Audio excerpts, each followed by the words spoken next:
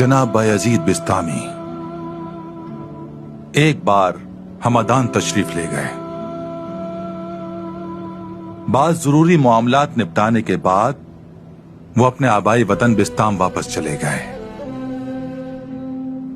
जब उन्होंने खाने का बर्तन खोला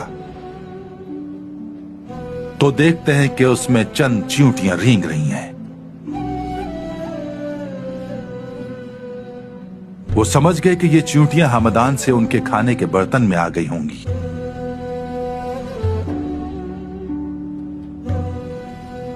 उन्होंने सोचा कि इन चींटियों को अपने घर और अपने साथियों से दूर नहीं होना चाहिए।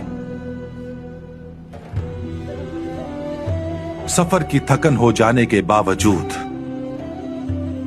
वो उन्हें वापस हमदान ले गए और उस जगह छोड़ दिया जहां उन्होंने सबसे पहले अपने खाने का बर्तन खोला था।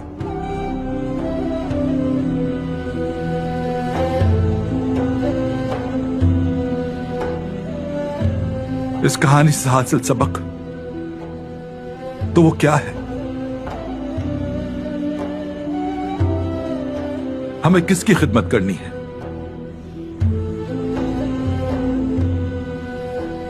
जर्रे से कायनात तक, चींटी से हाथी तक, दोस्त, मकाम, मनसब, सुल्तान या फिर शेख नहीं, तमाम मखलूकात की खिदमत।